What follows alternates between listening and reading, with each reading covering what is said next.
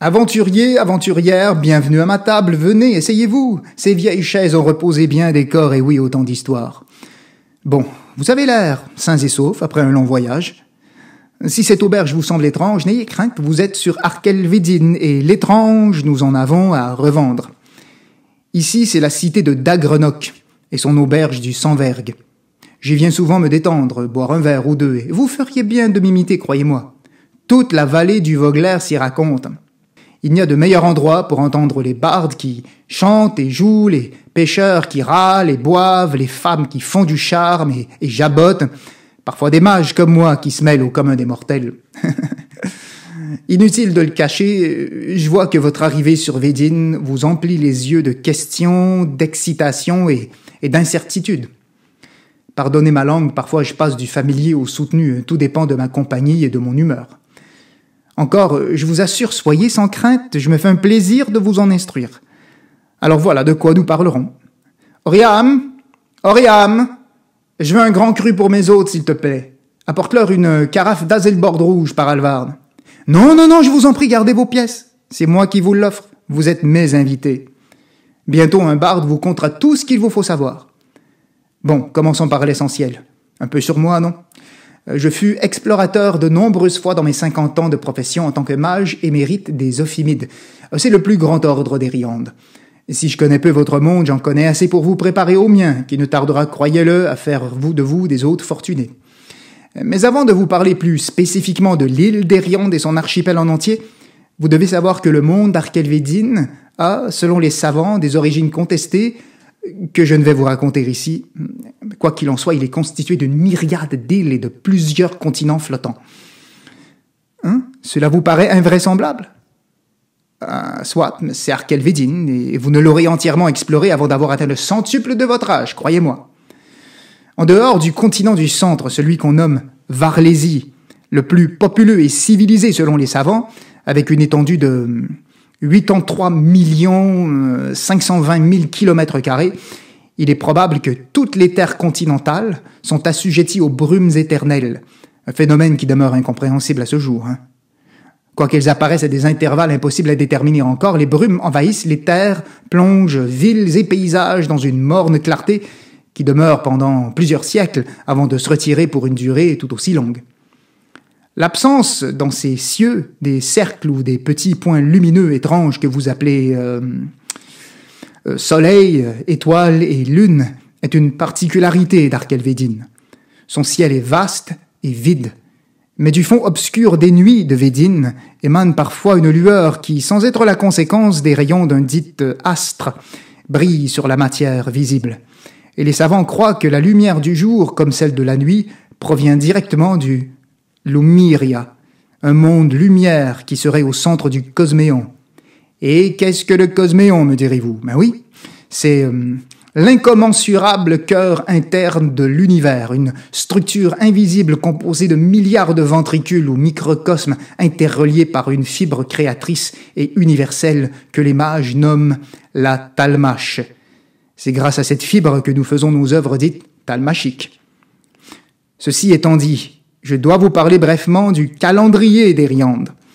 En premier lieu, les habitants de Vedin ont longtemps cru, comme ce fut le cas dans votre monde, que les dracs, ou les dragons si vous préférez, n'étaient que des êtres mythiques enfermés dans les confins du passé, mais le monde a basculé depuis le retour de ces bêtes il y a déjà 1 millénaire et demi. Cet événement bouleversant a changé la datation du monde au point que plusieurs peuples ont décrété le début d'un âge nov, l'âge du retour des dracs ou l'Aer. Il va sans dire que nous sommes sous l'œil de ces reptiles paradoxaux, dont certains sont aussi vils, cruels et dangereux que d'autres sont magnanimes, bons et sages. Par Alvarn, je parle, pardonnez-moi. Avez-vous faim ? Je vous offre de la carmille, un poisson du lac Vogler, un délice. Oriam, de la carmille plaît l'assiette pour mes hôtes, s'il te plaît. Bon, continuons. Où en étais-je ?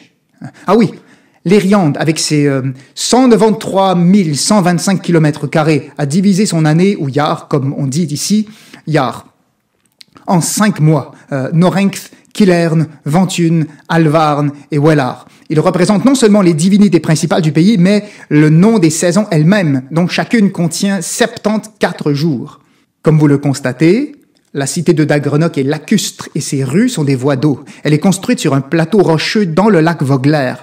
Même si cette étendue d'eau est relativement calme ces temps-ci, il est préférable de ne s'y trop aventurer. La raison est simple, voyez-vous, le lac est habité par la faune lacustre d'abord, oui, mais aussi par un drac des eaux douces, un urodrac si vous préférez. Bon, comme il est des plus territoriales, il tolère la présence des pêcheurs, mais c'est chose aisée de le vexer. C'est mon hypothèse qu'il a pris goût à l'endroit.